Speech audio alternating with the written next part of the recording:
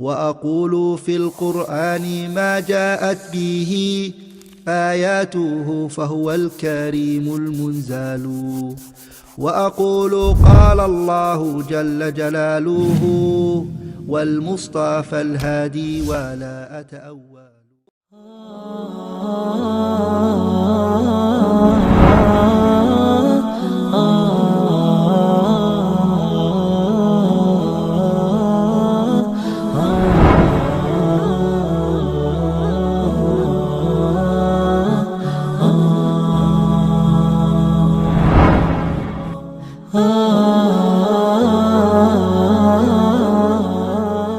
الحمدللہ رب العالمین والصلاة والسلام علی سید الانبیاء والمرسلین نبینا محمد وعلی آلہ وصحبہ اجمعین، اما بعد۔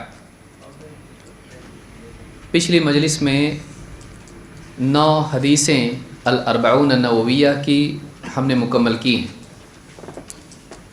اب حدیث نمبر 10 سے ہم آگے شروع کریں گے۔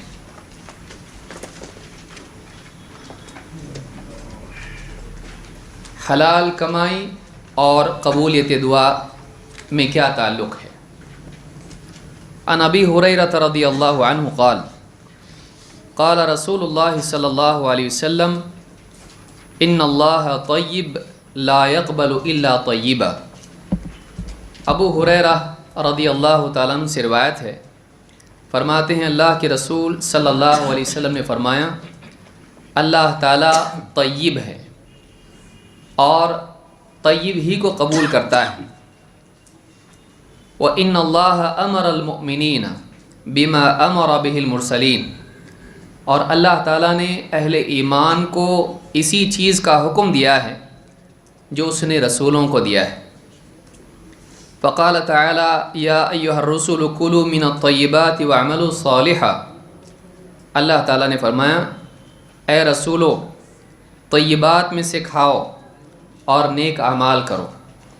وقال تعالی یا ایھا الذین آمنوا کلوا من طیبات ما رزقناکم، اور اللہ تعالیٰ نے اہل ایمان سے فرمایا اے ایمان والو طیبات میں سے کھاؤ جو بطور رزق ہم نے تم کو عطا کیا ہے۔ ثم ذکر الرجل یطیل السفر اشعث اغبر یمد یدیہ الی السماء یا رب یا رب ومطعمه حرام ومشربه حرام وملبسه حرام وغذی بالحرام فأنى يستجاب له۔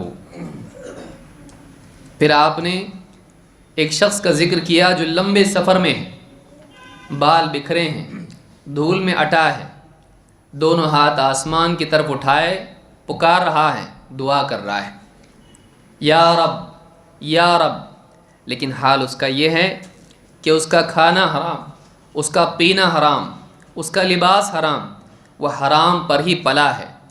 فَأَنَّا يُسْتَجَابُ لَهُ، تو کہاں سے اس کی دعا قبول ہوگی؟ اس حدیث کو امام مسلم نے روایت کیا ہے۔ یہ حدیث اصل ہے حلال کھانے اور حلال کمانے کے سلسلے میں۔ اس حدیث میں پہلی بات یہ بتائی گئی ہے کہ اللہ طیب ہے اور طیب ہی قبول کرتا ہے۔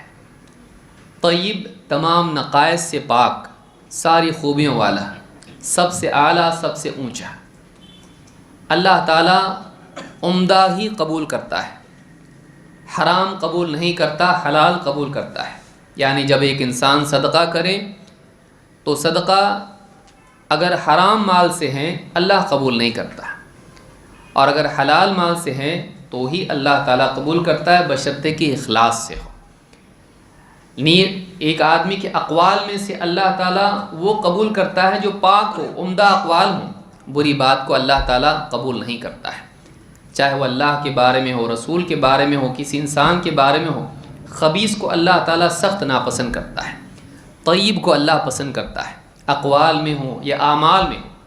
ایسی عبادات اللہ قبول نہیں کرتا جس میں شرک ہے، جس میں بدعات ہوں، جس کے اندر بے دینی ہو، منمانی ہو، ایسے اعمال اللہ قبول نہیں کرتا ہے۔ لہٰذا چاہے چیزیں ہوں صدقے کے اعتبار سے یا اقوال و اعمال ہوں، اللہ کے ہاں قبولیت اسی کے لیے ہے جو گندگی سے پاک ہو، چاہے وہ شرک کی گندگی ہو، ریا کی گندگی ہو، بدعات کی گندگی ہو، ایسے اعمال اللہ قبول نہیں کرتا۔ یہاں پر اس اصل بنیاد کو بتانے کے بعد مال کے سلسلے میں اصول بتایا گیا۔ ایک بات بتائی گئی کہ اللہ تعالیٰ نے ایمان والوں کو وہی حکم دیا ہے جو رسولوں کو دیا ہے۔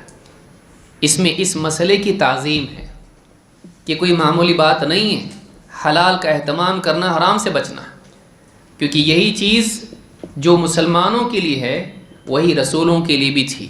اس میں کسی کا استثناء نہیں ہے، سب کے لیے قانون ہے، چاہے رسول ہوں یا عام انسان ہوں، ان کے لیے حلال کا اہتمام کرنا لازم ہے۔ یہاں آپ دیکھیں گے یا ایھا الرسل کلوا من الطیبات واعملوا صالحا، اے رسولو طیبات میں سے کھاؤ اور نیک اعمال کرو۔ ان دونوں میں ارتباط ہے کہ آدمی کے اعمال اس کے کھانے سے، کہ حلال کھاتا ہے کہ حرام، اس کے مزاج پر، اس کے اعمال پر، اس کے کھانے کا، اس کی غذا کا اثر پڑتا ہے۔ بلکہ اس کی دعا کے بارے میں بتایا گیا کہ دعا قبول نہیں ہوتی ہے۔ لہٰذا انسان کو چاہیے کہ جیسے وہ اعمال کی اصلاح کرتا ہے عبادات کے اعتبار سے، اسی طرح سے اپنے اندر کیا جا رہا ہے اس کو بھی دیکھے۔ جو اندر جا رہا ہے اگر پاک ہے تو باہر آنے والے اعمال بھی صحیح ہوں گے۔ تو آدمی کو چاہیے کہ وہ حلال کا اہتمام کرے۔ اس میں یہ بات بتائے گی کہ رسولوں کو بھی یہی حکم اور ایمان والوں کو بھی یہی حکم۔ کلوا من الطیبات، طیبات میں سے کھاؤ، یعنی پاک اور حلال چیزیں کھاؤ۔ حلال چیزوں میں دو اعتبار سے چیزیں ہیں، ایک تو یہ کہ فی نفسی چیز حلال ہو، دوسرے یہ کہ اس کا حاصل کرنے کا طریقہ حلال ہو۔ مثلا ایک انسان اگر فی نفسی چیز حرام ہے، جیسے مردار اگر وہ کھاتا ہے تو اس نے حرام کھایا، مردار کھانا جائز نہیں، لیکن وہ زندہ ہے، اس کو ذبح کر کے کھاتا ہے، بسم اللہ واللہ اکبر کہہ کے کھاتا ہے، لیکن بکری چوری کی ہے، بکری کیسی ہے؟ چوری کی ہے، تو اب اس نے اللہ کا نام اس پر لیا، اور جانور بھی حلال اور حلال طریقے سے حلال، لیکن حاصل جو کیا وہ حلال نہیں ہے، تو یہ بھی کیا ہے؟ یہ بھی حرام ہے۔ تو چیز فی نفسی ہی بھی حلال ہونا چاہیے، اور اس کو حاصل کرنے کا طریقہ بھی کیسا ہونا چاہیے؟ حلال۔ تو اللہ اسی کو قبول کرتا ہے، ورنہ نہیں۔ جیسے کوئی آدمی چوری کرے اور چوری کا مال غربا فقراء میں بانٹے، تو یہ اسلام میں جائز ہے؟ نہیں، کیونکہ اللہ تعالیٰ اس کو بطور صدقہ قبول نہیں کرتا۔ اس لیے سود کا مال جس کے پاس ہے وہ اس کو بطور صدقہ خرچ نہیں کر سکتا ہے۔ کیوں؟ ان اللہ طیب لا يقبل الا طیبا، وہ صدقہ نہیں ہو سکتا، اس پر ثواب کی نیت بھی جائز نہیں ہے، ثواب کی نیت بھی صحیح نہیں ہے، کیونکہ وہ حرام ہے، حرام صدقہ نہیں ہو سکتا ہے، جان چھڑا رہا ہے، اس میں جان چھڑا رہا ہے اپنی، وہ نیکی صدقے کے اعتبار سے نہیں ہے۔ پھر آپ نے مثال دی ایک آدمی کی جس میں وہ سارے اسباب جمع ہیں جس سے دعا قبول ہوتی ہے، سفر میں دعا قبول ہوتی ہے، ایک آدمی پریشان حال ہے اس کی دعا قبول ہوتی ہے، اللہ کے اس نام سے پکار رہا ہے جو رزق دینے والا ہے، جو مدد کرنے والا ہے، رب ہے، مالک ہے، پروردگار ہے، اس کو اس نام سے پکار رہا ہے، تکرار ہے دعا میں، کئی بار پکار رہا ہے، ہاتھ آسمان کی طرف اٹھا رہا ہے، یہ سارے اسباب وہ ہیں جو دعا کی قبولیت کے اسباب ہیں۔ آپ نے بتایا یہ سارے اسباب قبولیت دعا کے جمع ہو جائیں، لیکن اگر اس کا کھانا، پینا، لباس حرام ہو تو اس آدمی کی دعا قبول نہیں ہوتی، چاہے کتنی اسباب وہ جمع کر لے۔ معلوم ہوا کہ دعا کی قبولیت پر آدمی کے کھانے کا اثر ہوتا ہے۔ مزید اس میں یہ بھی ہے کہ نہ صرف کھانے پینے میں بلکہ لباس میں بھی دیکھا جائے گا کہ آدمی کا، اس کا کھانا پینا اور اس کا کمانا حرام ہو، حلال ہو، حرام ہوگا قبول نہیں ہوگا، یعنی دعا قبول نہیں ہوگی۔ تو بعض لوگ سمجھتے ہیں کہ بھئی حرام کھانا صرف کھانے سے جڑا ہوا ہے، یہاں یاد رکھیے کہ لباس بھی اگر آدمی کا حرام ہے تب بھی دعا قبول نہیں ہوتی ہے۔ یہ نہیں کہ آدمی حرام کمائے، کھائے پینے لیکن جوتے بنا لے اس کے، تو یہ بھی اس کے لیے جائز نہیں ہے، بلکہ لباس بھی اس میں آتا ہے۔ تو ایک انسان اپنے لیے حرام سے استفادہ نہیں کر سکتا ہے، اس کو دے دینا چاہیے دوسروں کو، لیکن اس میں بھی ثواب کی نیت نہیں ہوگی۔ تو اس حدیث سے حلال اور حرام کا مسئلہ واضح ہوا۔ اس سے معلوم ہوتا ہے کہ مسلمانوں کو حرام سے بچنا چاہیے۔ نمبر 11، نہ صرف حرام سے بلکہ مشکوک سے بھی پرہیز کرنا چاہیے۔ اس سے پہلے بھی ہم نے دیکھا، لیکن یہاں پر ایک عام قاعدہ اس سلسلے میں بیان کیا گیا جو نہ صرف طعام کے سلسلے میں ہے بلکہ علم کے باب میں بھی ہے۔ اللہ کے نبی صلی اللہ علیہ وسلم کے صحابی عن ابی محمد الحسن ابن علی ابن ابی طالب صبط رسول اللہ صلی اللہ علیہ وسلم وریحانته رضی اللہ عنہما قال حافظت من رسول اللہ صلی اللہ علیہ وسلم دع ما یریبک الی ما لا یریبک، رواہ الترمذی والنسائی۔ ابو محمد حسن ابن علی ابن ابی طالب، حضرت علی کے بیٹے، نبی صلی اللہ علیہ وسلم کے نواسے حسن ابن علی رضی اللہ تعالیٰ روایت کرتے ہیں کہ اللہ کے رسول صلی اللہ علیہ وسلم نے فرماتے ہیں حافظت من رسول اللہ صلی اللہ علیہ وسلم، میں نے اللہ کے رسول صلی اللہ علیہ وسلم سے ایک بات سن کے محفوظ کر لی۔ کیا؟ دع ما یریبک الی ما لا یریبک، اس چیز کو چھوڑ کر جس میں شک ہے اس کو اختیار کر جس میں شک نہیں ہے۔ یہ ایک بہت اہم قاعدہ ہے جو علم کے باب میں بھی ہے اور طعام کے باب میں یا کمائی کے باب میں بھی ہے۔ ایک آدمی کو نہ صرف حرام چھوڑنا چاہیے بلکہ جس چیز میں قوی احتمال ہو حرام کا، مشکوک ہو، اس کا حلال ہونا واضح نہ ہو بلکہ اس میں ایسا لگتا ہے کہ حرام بھی ہو سکتا ہے، آدمی کو ایسی چیز کو اپنانا چاہیے جو یقینی ہو، شک والی نہ ہو۔ کمائی کے اعتبار سے اس کو شک والی مشکوک کمائی کی بجائے یقینی حلال کی کوشش کرنا چاہیے۔ ایک اسی طرح سے زندگی کے دوسرے معاملات میں بھی، مثلا حدیث ہے، آپ کے پاس صحیح حدیث ہے، آپ اس پر عمل کریں، لیکن ضعیف حدیث کو آپ کو نہیں لینا چاہیے۔ کیوں؟ اس لیے کہ یہ حدیث کمزور ہے، نبی صلی اللہ علیہ وسلم سے اس کی نسبت کمزور ہے۔ تو ایک آدمی کو صحیح حدیث پر عمل کرنا چاہیے، یہ حسن ایسی حدیث پر نہیں جس میں راوی ایسا ہے کہ اس کے کردار کی وجہ سے، یادداشت کی وجہ سے اس حدیث کا انتساب رسول صلی اللہ علیہ وسلم سے یقینی نہیں ہے، نہ ہونے کا امکان زیادہ ہے۔ لہٰذا علم کے باب میں ایسی چیز کو قبول کرنا چاہیے جو یقینی ہے، نہ کہ ایسی جو مشکوک ہو۔ ایسی دلیلیں جو مشکوک ہو نہیں لینا چاہیے بلکہ ایسی دلیلیں جو پختہ ہو۔ اسی طرح سے مثال کے طور پر ایسی چیز جس میں شک ہے، اس میں اصول کچھ اور بھی ہیں۔ مثال کے طور پر یقین کے اعتبار سے جیسے ایک آدمی ہے، اللہ کے نبی صلی اللہ علیہ وسلم کے پاس آیا، کہا مجھے بار بار شک ہوتا ہے، کیا میرا وضو ٹوٹ گیا، ہوا نکل گئی، مجھے شک ہوتا ہے۔ اس آدمی کو ہمیشہ اس طرح کا وسوسہ ہوتا تھا۔ اللہ کے نبی صلی اللہ علیہ وسلم نے ان سے کہا، ان صحاب سے کہا کہ جب تک کہ تمہیں آواز سنائی نہ دے یا بو نہ آئے باہر نہیں جانا۔ یعنی ایک آدمی جس کو کنفیوژن ہے، وسوسہ ہے، وہ وسوسے پر اعتماد کرے گا نہیں، وہ یقین پر اعتماد کرے گا۔ اگر ہوا نکلتی ہے، آواز اس کو آتی ہے، بدبو محسوس ہوتی ہے، تب یقینی بات ہے کہ ہاں جو ہے اس کی ہوا خارج ہوئی ہے، ورنہ آدمی بار بار وضو کرنے کے لیے بھاگے گا، پریشان ہوگا۔ تو شبہ والی چیز کے مقابلے میں کس کو ترجیح دینا چاہیے؟ یقین۔ تو دع ما یریبک الی ما لا یریبک، بعض روایتوں میں یریبک کا بھی لفظ آیا ہے۔ تو یہ دینی معاملات میں یہ اصل ہے کہ ایک آدمی کو شک پر اعتماد کی بجائے یقین پر اعتماد کرنا چاہیے، اور کئی مسائل اس کے ضمن میں آتے ہیں۔ نمبر 12، غیر مقصود چیزوں سے پرہیز کرنا۔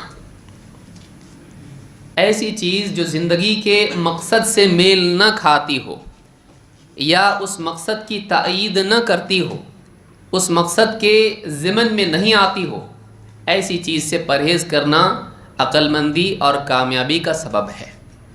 عن ابی ہریرہ رضی اللہ عنہ قال قال رسول اللہ صلی اللہ علیہ وسلم من حسن اسلام المرء ترکہ ما لا یعنیہ۔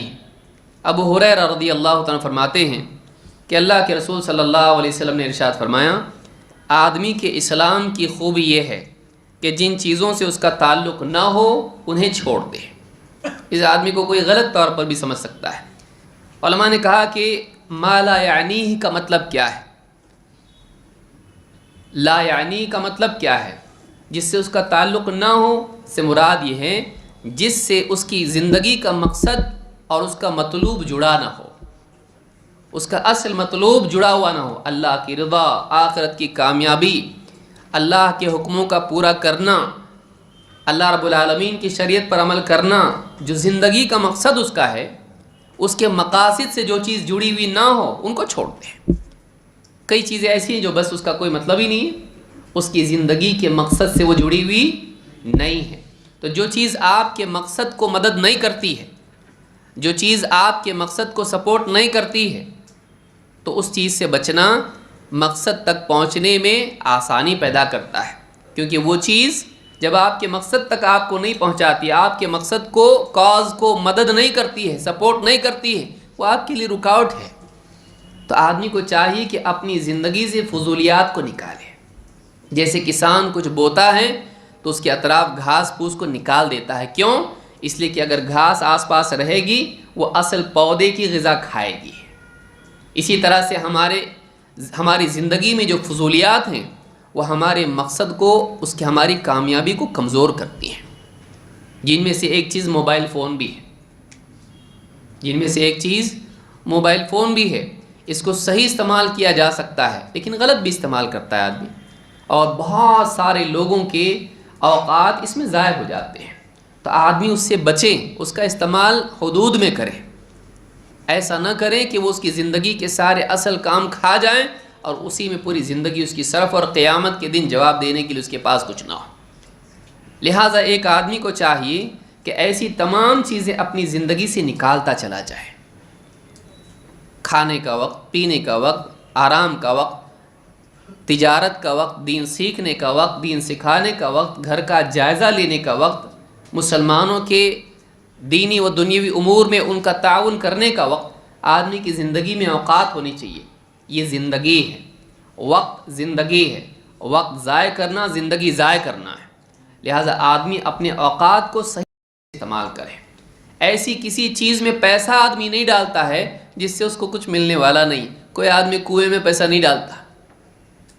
ایک آدمی اپنا وقت ضائع کر رہا ہے، وہ پیسے سے زیادہ قیمتی چیز ضائع کر رہا ہے۔ کیوں؟ اس لیے کہ پیسہ جا کے آتا بھی ہے، وقت جا کے آتا نہیں ہے۔ اور قیامت کے دن کفار، مشرکین اور جہنم میں جانے والے اللہ رب العالمین سے پیسہ نہیں مانگیں گے، اللہ تعالیٰ سے زندگی مانگیں گے۔ وہ زندگی جو آج ہمارے پاس ہے، وہ زندگی جس کا ایک منٹ بھی اگر کسی کافر کو مل جائے جو قبر میں پڑا ہے، آ کے کلمہ پڑھ کے وہ جنتی بن سکتا ہے۔ وہ زندگی آج ہم کو ملی ہے، ان اوقات کو ضائع نہیں کرنا چاہیے۔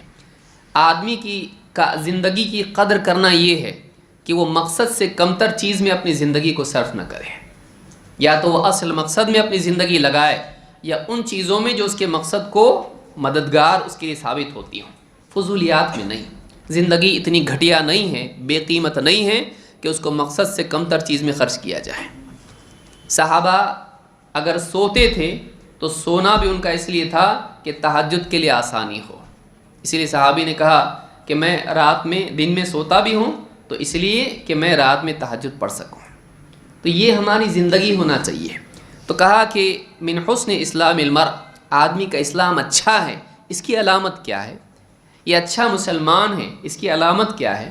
اس کی علامت یہ ہے کہ وہ مقصد سے کمتر چیزوں میں اپنی صلاحیتوں کو صرف نہیں کرتا، اپنا قول، اپنا قلب، اپنا عمل وہ صرف نہیں کرتا۔ وہ اس کا دل اللہ سے جڑا ہو، آخرت کی فکر میں لگا ہو، اپنی ذمہ داریوں کی فکر میں لگا ہو۔ اس کی زبان بولتی ہے، ضرورت کی بات بولتی، فضول بات نہیں کرتی۔ اس سے بری بات گالی، چغلی، جھوٹ، دھوکہ۔ اس کا ہاتھ پاؤں اس کو چلتا ہو تو واقعی مقصد کی طرف چلتا، فضولیات میں نہیں۔ ایسا اگر آدمی اپنے آپ کو کنٹرول کر لے، اس سے زیادہ بہتر انسان اور کون ہو سکتا ہے؟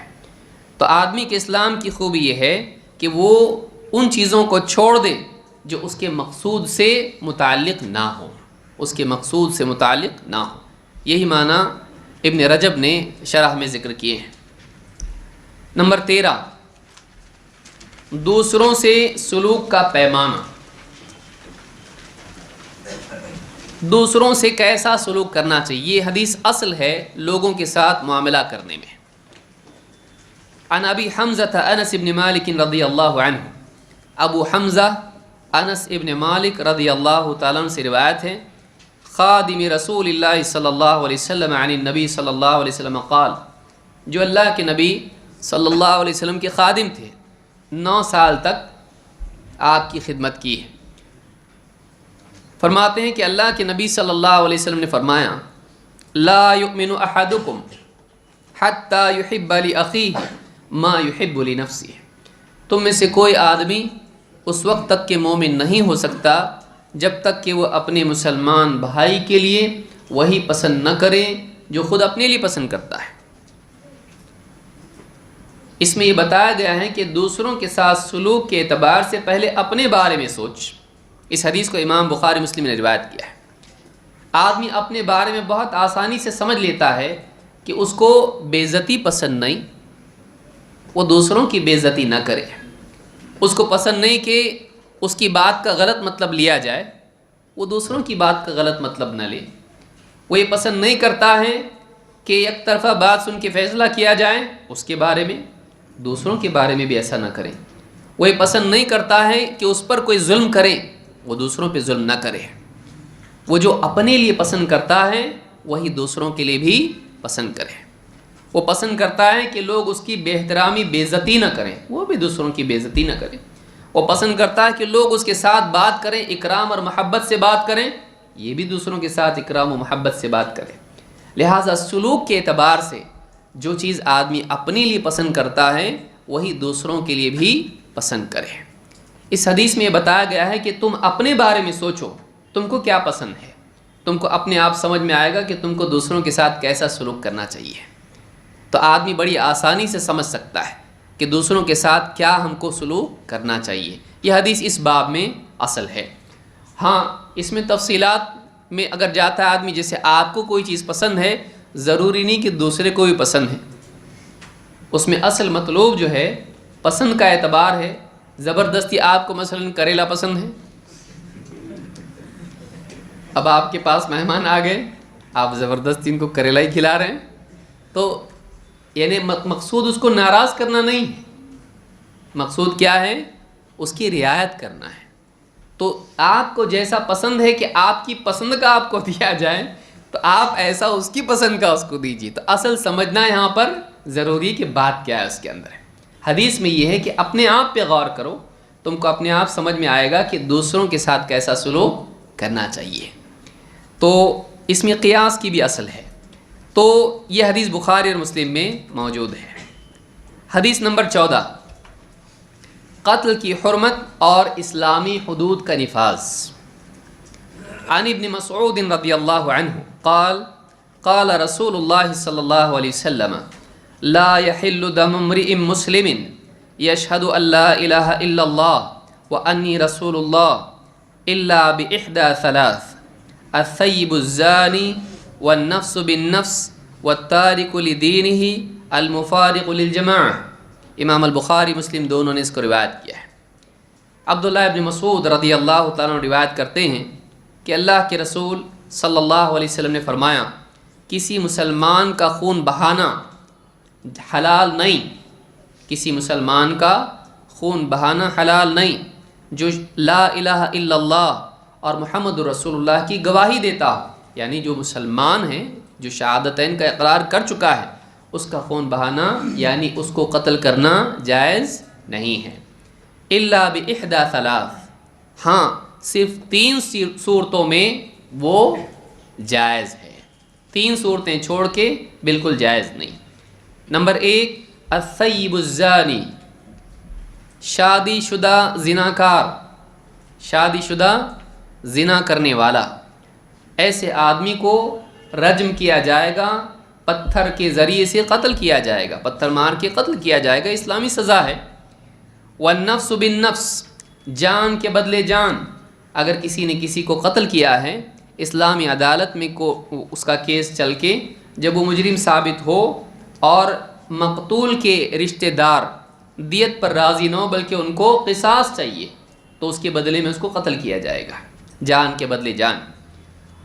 والتارک لدینہ المفارق للجماعہ، جو دین چھوڑ دے اور جماعت سے الگ ہو جائے، دونوں چیزیں، یعنی جماعت سے مراد فلانی جماعت نہیں، پوری مسلمانوں کی جماعت سے کیا ہو، الگ ہو جائے اور دین بھی چھوڑ دے، دین بھی چھوڑے، مسلمانوں کو بھی چھوڑ دے، تو ایسا آدمی اسلامی حکومت میں اس کی سزا کیا ہے، قتل ہے۔ تو یہ تین چیزیں ہیں جو ایک انسان کے لیے قتل کو، اس کا قتل کیا کر دیتی ہیں، حلال کرتی ہیں، اور وہ اسلامی حکومت کے ماتحت ہوتا ہے۔ شادی شدہ زناکار، اسی طرح سے جان کے بدلے جان، اور جو مرتد ہو جائے اس کو کیا کہتے ہیں، مرتد۔ اللہ کے نبی صلی اللہ علیہ وسلم کے زمانے میں بھی یہ ہوا اور قیامت تک کی یہ سزا باقی ہے، یہ منسوخ نہیں ہوا۔ ہاں، اللہ کے نبی صلی اللہ علیہ وسلم نے منافقین کی کفریہ باتوں کے باوجود ان کو قتل نہیں کیا، اس لیے کہ ان کے قتل میں کیا تھی، دین کی مضرت۔ تو آپ نے اسی لیے بعض صحابہ نے جب کہا کہ ان کو قتل کریں تو آپ نے کیا فرمایا کہ کہیں ایسا نہ ہو کہ لوگ یہ کہیں کہ محمد اپنے ساتھیوں کو قتل کرتے ہیں۔ تو بعض مصالح کی بنیاد پر آپ صلی اللہ علیہ وسلم نے بعض لوگوں کے قتل کو مؤخر کیا، اس کو چھوڑا۔ تو یہ اصل حکم اس میں یہی ہے، الا یہ کہ کوئی مجبوری ہو، اصل حکم یہی ہے۔ تو یہ بعض لوگوں نے کہا کہ یہ چیز ہمیشہ کے لیے نہیں، ہمیشہ کے لیے، قیامت تک کے لیے حکم باقی ہے۔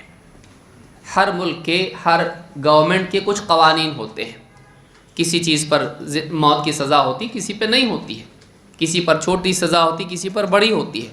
ہر گورنمنٹ کی اپنے اپنے قوانین اور اس کی سزائیں ہوتی ہیں۔ اسلامی حکومت میں بھی کچھ سزائیں ہیں، اس لیے کہ ہر حکومت کی کچھ پرائرٹیز ہوتی ہے۔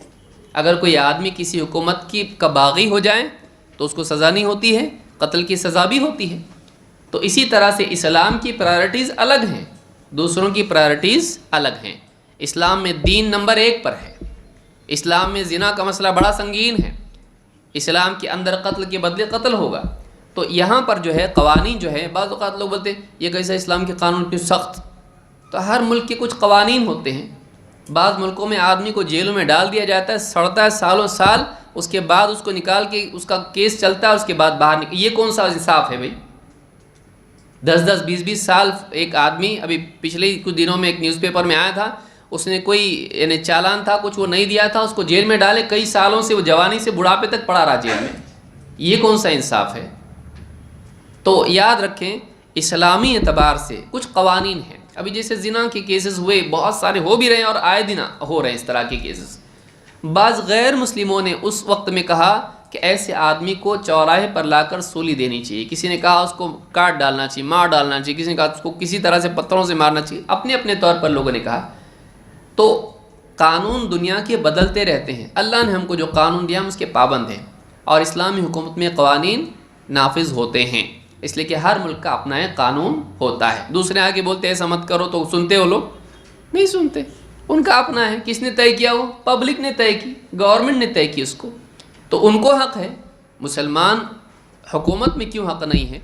اسلامی اعتبار سے ہمارا یہ قانون ہے، کسی کو پسند آئے یا نہ آئے۔ اگر دوسرے ملک ہمارے ملک کو بولیں گے قانون بدلو، تمہارا ایسا صحیح نہیں ہے، تمہارا، سنیں گے؟ نہیں سنتا کوئی۔ تو مسلمان کیوں سنیں گے؟ اسلامی حکومت میں جو قانون ہے وہ ہے، اس کی مصلحتیں بہت ہیں جس کا ابھی وقت نہیں ہے۔